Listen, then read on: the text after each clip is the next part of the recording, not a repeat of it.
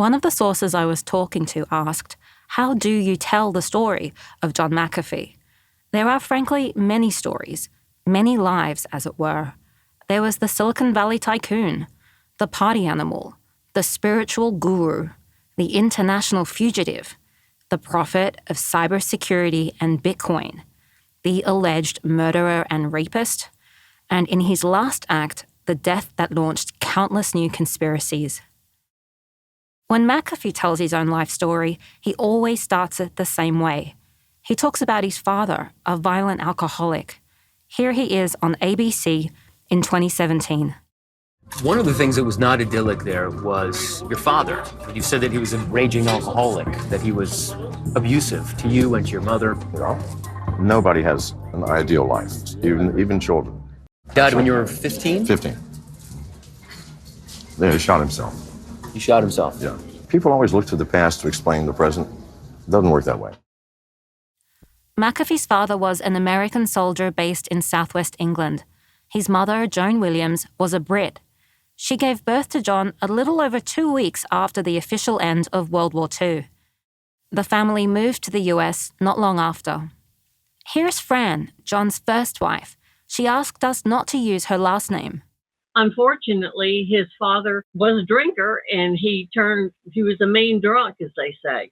But John and his mom really had the brunt of those ghosts in that guy's head that was a living hell.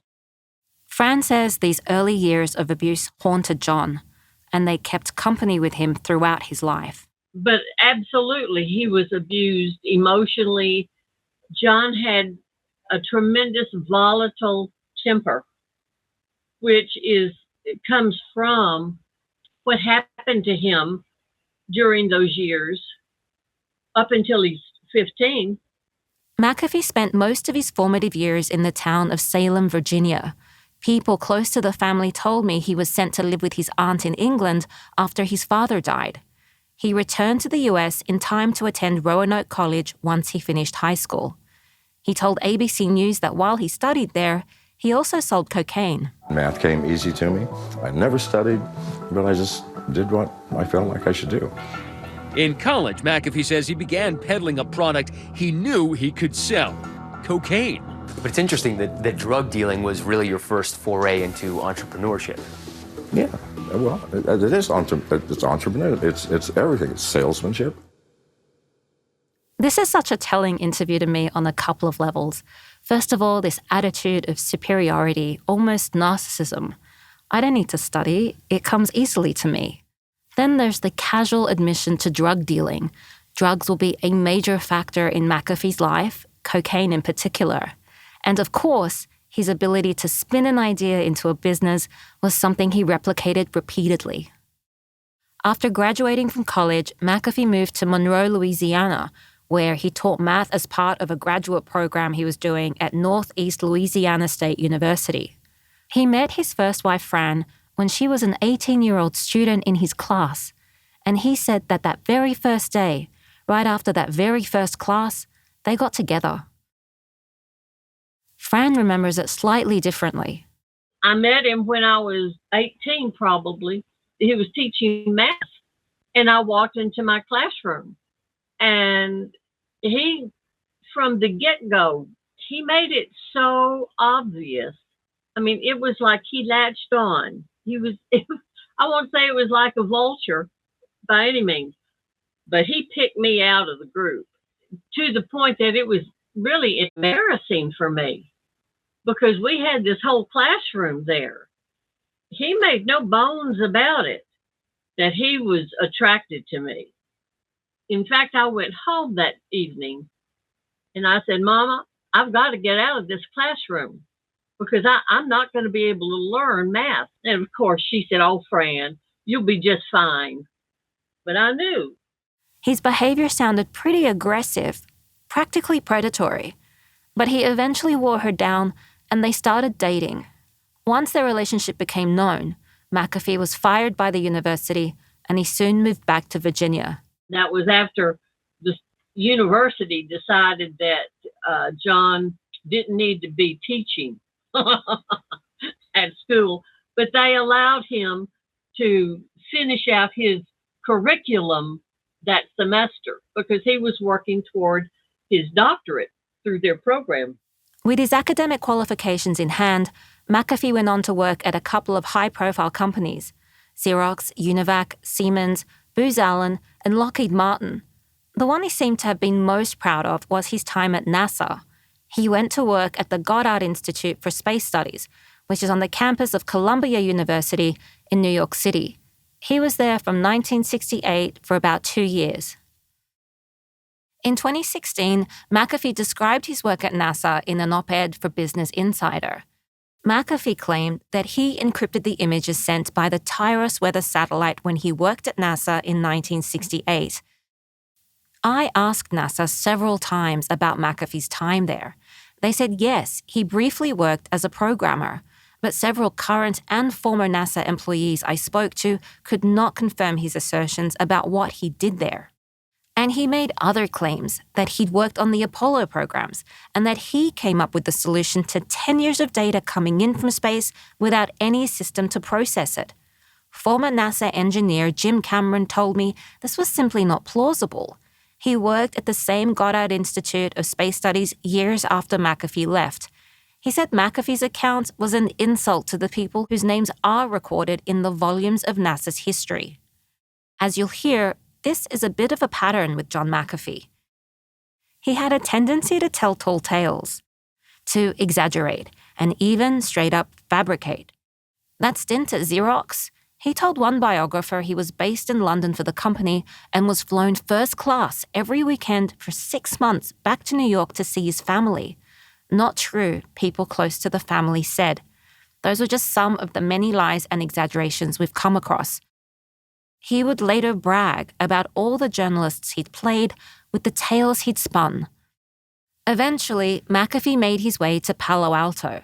He landed at a company called Omex in the early 80s. They were one of the first companies to build storage devices for data on glass disks that held several gigabytes. I spoke to Rebecca Costa, a colleague of his at Omex. She says her first meeting with John was memorable. And I remember looking out of my office window and seeing this guy drive up in a motorcycle with a black Michael Jackson-looking leather jacket and show up at like 11 o'clock in the afternoon. In those days, we worked 8 to 5. There weren't flex hours. And he didn't even have a knapsack or a backpack or anything. He just walked in, and I thought, somebody should call security. Who is that?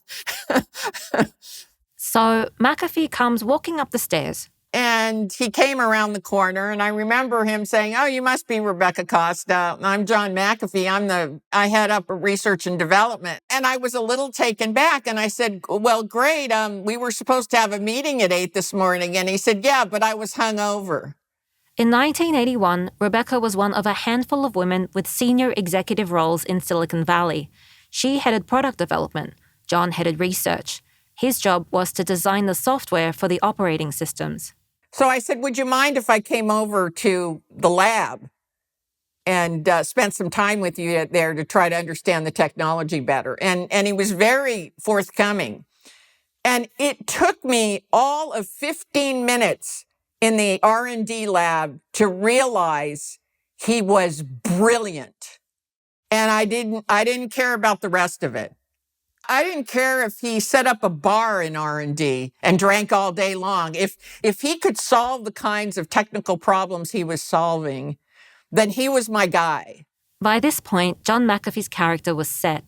He lived and worked according to his own rules, and he found himself in an environment where that was okay. He was going to show up when he was going to show up. I couldn't necessarily trust him to meet deadlines or stay within budget, but I did what all companies should do with brilliance. Surround them with people that aren't as brilliant. I was one of the people that was surrounding John to make John effective so that we could harness him. Those days at Omex were heady, just as they were throughout the rest of Silicon Valley. There was a sense of pioneership, that new ground was being broken in an industry that was still coming up with names for itself. People were creating things that had never existed before. There were no rules here. There were no checks on people's behavior. Everybody was snorting coke. Everybody was sleeping under their desks. And by the way, omics wasn't that unusual in Silicon Valley. You know, you would drive by these startups and the entire parking lot would still be full. We didn't go home. There were days where I had to go in and literally tell John to go home and take a shower. He smelled bad. Those were days of wild successes and spectacular failures. The mouse was invented around this time. Apple, Atari, and Hewlett-Packard were all making their products right in the valley. The people at Omex were creating new technology alongside those other companies. But the products they were pushing out weren't selling. Rebecca says the writing was on the wall for Omex, and both she and John McAfee left the freewheeling company after a couple of years there. And when John decided to create his own startup, McAfee and Associates, that mixture of work and play, the recklessness and the chaos, would be part of the company's very foundation. That's next. Let's talk about technology in the 80s and early 90s. Back then, technology seemed so alien to people. In movies, computers were consistently portrayed as evil, like in the Matthew Broderick film War Games. We're in. Hello. Shall we play a game? Hollywood played on people's distrust of the unfamiliar. Folks who did have computers were more often programmers, people who worked with them for a living, or yes, gamers. Here's Paul Ferguson, who's been in cybersecurity for over 30 years. So there's a lot of hackers who wanted to know how things work. And when you take things apart and you put them back together and you know how they work, you become an expert, but you also find vulnerabilities. And then you can build a whole industry out of it. Paul says that it was a moment where possibilities felt endless. The basic building blocks of today's computer technology were being formed with little thought for the consequences. Collectively as an industry, we didn't really think about how some of the stuff that we designed and built and put into place to enable all this wonderful connectivity could be used to steal thousands of dollars out of your bank account or take down all the news sites in Estonia. In those exhilarating days of the early internet, McAfee was living in Santa Clara. He was in his early 40s working at Lockheed Martin, and he was already onto a new wife, a woman named Judy. Here's Jim Lynch, who lived next door to the couple for about 10 years. They were the kind of neighbors who would wave to each other over the fence and chat about their jobs. He had a phone line brought into his house, a separate one from his regular phone line.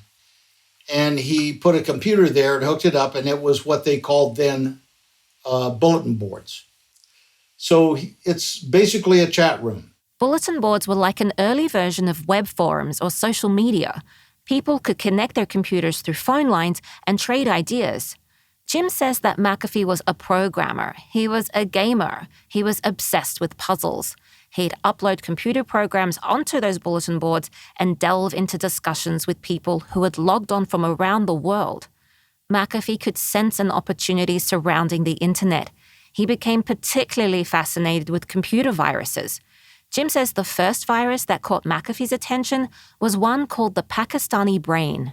We had coffee together in the front yard one sunny Sunday morning, and he said something about, I've got an interesting new problem to solve, and there's this virus called the Pakistani brain. He explained something to me about it, what it did, and that he was fascinated with this. And then it was a few weeks later that he said, this might be the business opportunity of a lifetime for me, and I might not be at Lockheed any longer. The Pakistani brain virus was a self-replicating virus that automatically copied onto disks. It spread like wildfire. Jim says it puzzled McAfee. He took it apart, studied it, and figured out how it worked. And with the help of a programmer named Dennis Yell, who soon went to work for him, McAfee created his first antivirus software program. He describes it on ABC. I was figuring out, oh yeah, I can stop this here, I can stop this here, I can stop this here, I can do this, I can actually remove the thing, and wrote a program in a day and a half. So McAfee antivirus was created in a day and a half. Yes. And how well did it work? 4 million people were using it within a month. 4 million people within a month. And McAfee went even further to drum up publicity. Here's Gene Spafford, a computer scientist at Purdue University who was active in the antivirus community. And apparently, I've seen pictures, he had gotten a truck that he had dressed up as an antivirus response unit with lights and big signs on it, sort of like an amplified version of Ghostbusters doing with the ambulance. And when companies would report a virus, he'd drive this to their site to eliminate the virus. The business kind of took off from there, I guess. This was late 1987, early 88. McAfee's business was really taking off. His house now had several phone lines leading into it. More people came into work. One person made the top of the washing machine her workspace so she could answer calls. Another was working from the kitchen table. And Paul says the product was legitimately good. So it was the gold standard. I mean, and pretty much if there was a detection on McAfee's, you pretty much could feel confident in the fact that it was not false positive, right? So there was a general consensus that it wasn't just a piece of crap software scanner, that it might tell you if you were infected or not. There was actually quality in it. It had a good, decent reputation. The business model was simple, and McAfee was pretty clever about it. He didn't put a price on the software he was sending out there. It was called shareware. Anyone could download the software on their personal computer for free. But when a business wanted the software, they needed a license to use it. And that's where the money was coming from. McAfee became the go-to guy in the media to talk about viruses. They were slowly making their way into the public's mindset as the internet became more and more of a thing. Here he is on PBS NewsHour in 1988. I see infections of small companies where every computer has become infected, and the company is near collapse from financial loss. Virus expert John McAfee, president of a newly formed Computer Virus Association, helps companies recover from attacks. The problem is getting worse. We're seeing a new virus arrive on the scene at the rate of about 1 a month now. Most of the new viruses are worse than the old viruses because they are more subtle, more sophisticated, and they cause a great deal more damage. This is a simulation of an attack by a virus that infected 400 computers in Mexico earlier this year. Its effects are obvious, but most viruses work surreptitiously, erasing data files and programs before they're detected. McAfee and others have developed new countermeasures called vaccines and antiviral programs that detect and neutralize viral infections. A few years later, the scariest virus yet came on the scene. It was called the Michelangelo virus. And what made it different was that it was said to infect a device but remain dormant until March 6th, the birthday of the famous Italian sculptor and painter. The virus would then overwrite the data on that disk, destroy the disk, and make it impossible to get that data back. The alarm this caused sent purchases of antivirus software skyrocketing. Here's McAfee talking to Jim Lehrer on PBS NewsHour. First to you, Mr. McAfee, what is the potential for havoc from this thing? Well, we know that on the 6th of March, if you are infected with this virus, it will destroy all of the data in your hard disk. The question is, how many systems are infected? Estimates range anywhere from 50,000 to 5 million. Depending upon the number, and depending upon the number that are still infected by tomorrow, the havoc could be substantial. But there's no way to know how many have been infected? Well, it depends on who you believe and who you listen to. But even the smallest estimates, let's assume that only 1 in 1,000 computers are infected. That's 60,000 computers worldwide. And at an estimate of $500 to $1,000 for each one to recover, we're still talking $60 million at the very low end in terms of global cost. But in this case, Lehrer brought on a second computer expert, a guy named Charles Rutstein from the National Computer Security Association. And he had a different perspective on the Michelangelo virus. Rutstein, anything you want to add or subtract to that as far as the impact of this? Yes, I think our estimates are actually significantly lower than that.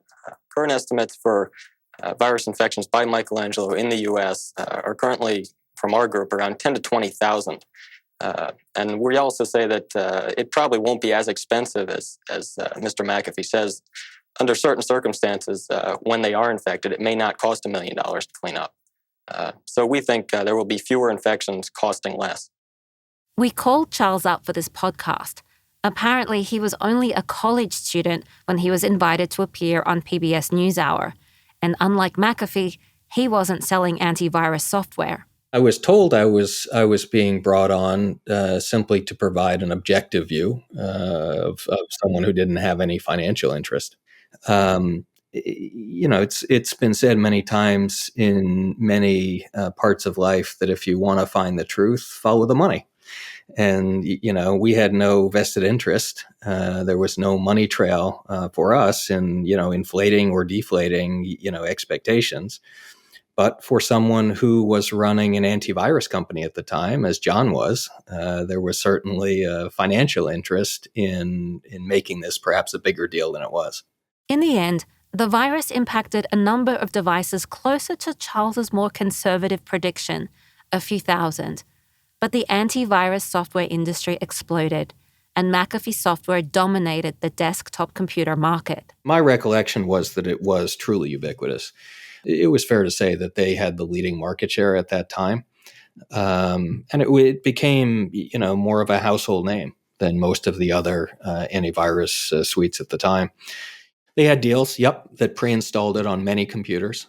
By this point, venture capitalists began calling the office, looking to invest and proposing to take the company public. Jim Lynch remembers taking at least one of those calls. And so I went into John. I said, can you take a call? Somebody's asking about the business. And so I handed him that call, and that led to him talking to the VCs, them investing in the company with a plan to take the company public. Jim Lynch says they didn't need to go public. The company was making so much money, but McAfee saw this as his opportunity to achieve another level of success in his career. The investors brought in new management to prepare McAfee and Associates for its IPO. One of the new employees, Andrea Nation, said she found herself covering for John when his wife Judy would come to her with questions. Judy was kind of like a thorn in my side, always asking questions, questioning credit card bills, company American Express bills and everything. And I don't throw anybody under the bus. I don't, when it comes to stuff like that. We've reached out to Judy for comment, but she has not responded to us as of this recording. The stuff like that Andrea mentions had to do with a series of competitions that took place within the office. They kept a running tally of who had sex with which colleague and where, and there was a name for the group of people involved. So they had the Little Foxes group, and, you would get points around the office for having sex and all this other stuff. And, I would clean Bill's desk off, and the first time he saw me doing it, he's like, you don't have to do that. What do you, that's above and beyond. I'm like, oh, yes, I do. I'm like, this is the most points in the office. And I told him, and he's like, why do we have to get rid of these crazy people? Bill is Bill Larson, the man tasked by investors to take over the company's leadership. Andrea is saying that she was wiping down his desk because other employees had had sex on it the night before, because in their workplace games, sex on the new boss's desk scored the most points. Andrea says McAfee's office was truly bizarre. There was 3 employees, and they would tell us that they were witches, and they would sit in the conference table, and they do their Wiccan ceremonies. We had other people that used to come to work in like Renaissance clothing. One Halloween, a guy like actually just wore a codpiece. But they were so used to just being able to do whatever they wanted to do. And when the suit and tie guy came in with Bill, that was really hard for these people, Bill Larson was the chief suit and tie guy. He was brought in by venture capitalists to make McAfee and Associates run more like a company that could go public and meet SEC requirements. So Bill became the new CEO. McAfee was named Chief Technical Officer of his own company, and the two never saw eye to eye. John was an amazing technical genius, but he wasn't a leader. He couldn't take the company to the next level, and what Bill Larson did was amazing. Bill Larson was ready for McAfee to leave, and McAfee was ready to cash out, she says. I think it was John's mindset. Number one, fuck this. These guys are taking this away. But, I think he knew in the back of his mind that he shouldn't be there. Bill always told me from day one, he's like, we're going to get a big building and everybody's going to see the name of the company, but it's not going to be McAfee, Bill Larson eventually got rid of the entire original crew of McAfee and Associates. McAfee stepped down as an employee in 1993 and as a board member in 1995. From our internal calculations, his cash disbursements and stock sales earned him about $84 million. I spoke to a number of cybersecurity experts who said that McAfee antivirus software shaped computer security for decades onward, because McAfee introduced his product at just the right time, right when many of today's technologies were being developed. He sparked an entire industry built around convincing people to buy new things that would keep their systems secure. That was his genius. Here's Alan Liska, who's an authority in cybersecurity. He's worked in the industry for nearly 30 years, both as an ethical hacker and a threat intelligence analyst. All of this, and it kind of all started with John McAfee, where he convinced people, oh no, you shouldn't make a more secure operating system. Instead, you should just buy my software and put that on the operating systems. Alan Liska says that as more and more people went online, they were told antivirus software was a must. And when that wasn't enough, they were told they had to buy more security features, firewalls and proxies and gateways and mail security programs. McAfee set us on a road where instead of building safer operating systems, we buy add-ons. And that hard sell continues today. So rather than pushing people to improve Microsoft security, go buy my thing instead. And then, my company makes lots of money. So that's kind of the genius of John McAfee, not the programming, but his ability to sell this thing that really people shouldn't need. What people should be doing is saying, please make more secure software.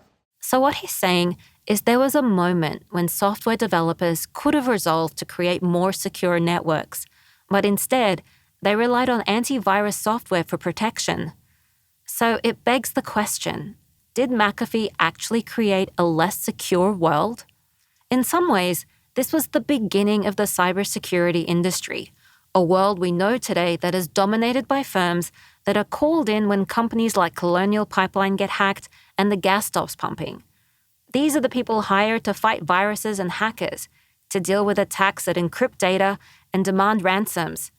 And John McAfee was kind of like the midwife, and he made bank out of it. Here's Charles Rutstein. It was an extraordinary amount of money in any era.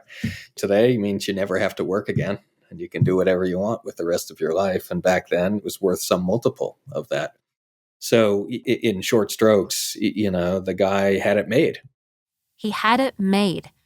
But in just over a decade, McAfee will say that he squandered almost all his money. In less than 3 decades, he would be hanging in a jail cell. How did he wind up losing it all? That's next time on Foundering, the John McAfee story.